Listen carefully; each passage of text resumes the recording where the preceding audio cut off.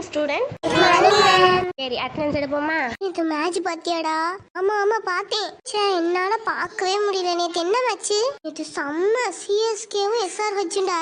அம்மா கடைசி தலை தோனி அடிச்சாரு பாரு ஒரு சிக்ஸர். எப்பா ச்சே என்னால பார்க்கவே முடியலடா. நேத்து எங்க அம்மா படின்னு உயிரை எடுத்துட்டாங்க.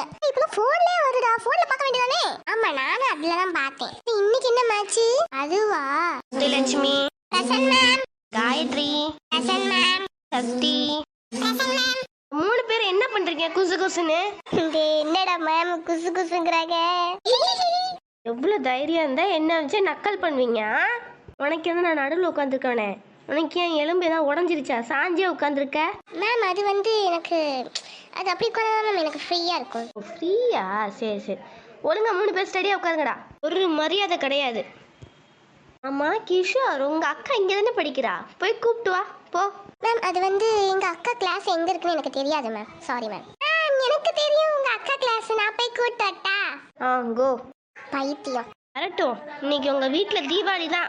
உங்க 2 பேரையும் நான் சும்மா விட மாட்டேன். பேரண்ட்ஸ் டீச்சர்ஸ் மீட்டிங் வரும்ல, அப்போ வச்சுக்கிறேன்.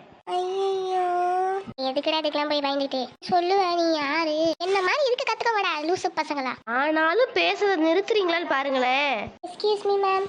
வாமா. சொல்லுங்க மேம். விளங்கிடும்.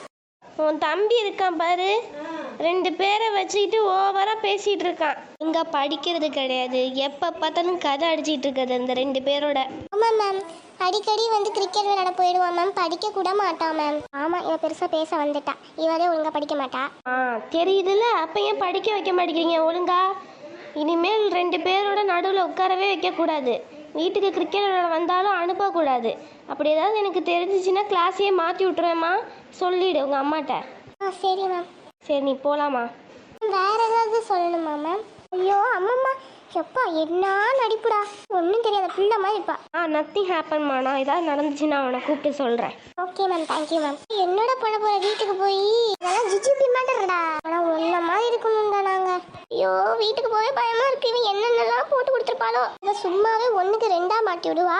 நான் வேற ரொம்ப பில்டப் கொடுத்துட்டேன் என் ஃப்ரெண்ட்ஸ் முன்னாடி. எது நடந்தாலும் அழவே கூடாது. அப்படியா சொன்னாங்க? வரட்டும் அவன் வரட்டும். அம்மா நீ வந்து அவன்கிட்ட எதுவும் கேட்காதன்னா அவன் என்னெல்லாம் பண்றான்னு பார்ப்போம். சரி சரி வர சவுண்டு கேட்குன்னு நினைக்கிறேன். வரட்டும். வாடா, உள்ள கிச்சன்ல சாப்பாடு இருக்கு, எடுத்து போட்டு சாப்பிடு. சரிம்மா. என்னம்மா தலை குனிஞ்சு போறான்? பயப்படுறான் உங்களை பாக்குறதுக்கு? பயப்படுவான். இருக்கட்டும் நான் வரேன். அம்மா சாப்பிட்டுட்டேம்மா. ஆடா வந்து என் பக்கத்துல உட்காருவா. கொஞ்சம் வேலை நான் சொன்னேன். அம்மா கூட வரமாட்டியா? அது அம்மா பக்கத்துல உட்காருது அவ்வளவு மரியாதை இல்லம்மா. இவன் மரியாதை பத்தி பேசுறான். யோசிப்பா வருது. ஐயோ வாப்பா வந்து பக்கத்துல உட்காருன்னு சொன்னேன்.